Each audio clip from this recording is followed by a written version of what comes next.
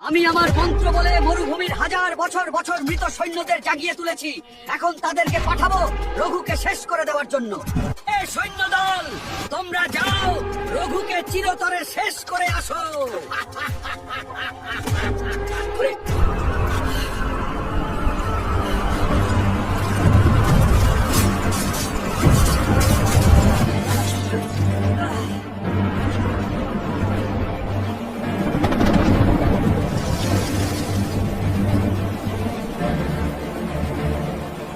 গুরুজি, আপনাকে অসংখ্য ধন্যবাদ আমাদের শত্রুকে শেষ করে দেওয়ার জন্য।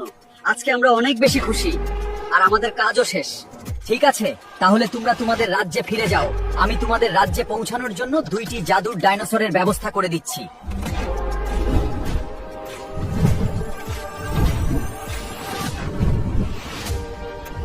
এই যুবক এইভাবে পড়ে আছে।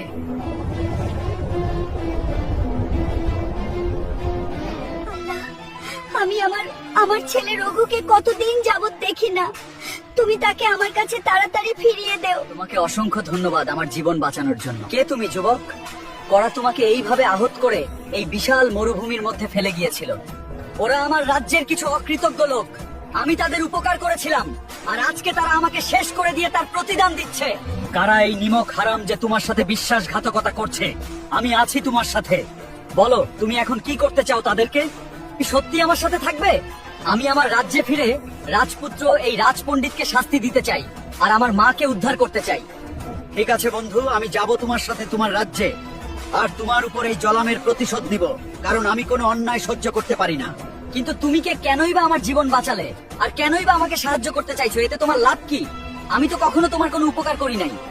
আমিও তোমার মতো একজন মানুষ ছিলাম। আমি ছিলাম আমার রাজ্যের একজন বীর, কিন্তু রাজ্যের কিছু দুষ্ট লোক আমার পেছনে লেগে পড়ে।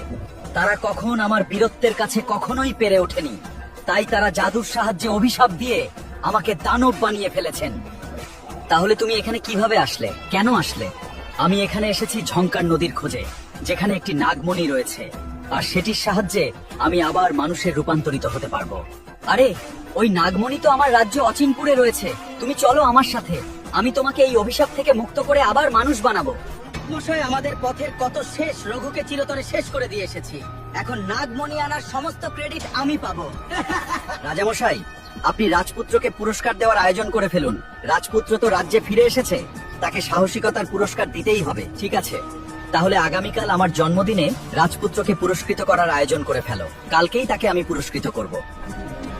বন্ধু, কালকেই আমরা যাত্রা শুরু করব তোমার রাজ্য অচিনপুরের উদ্দেশ্য, আর ইনশাল্লাহ আমি তোমাকে অচিনপুরের ভবিষ্যৎ রাজা বানিয়েই দেশে ফিরব। পরবর্তী পর্বে মিশন অচিনপুর, সেটা দেখতে ভিডিওটিতে 20,000 লাইক কমপ্লিট করে কমেন্টে লিখুন নেক্সট পার্ট।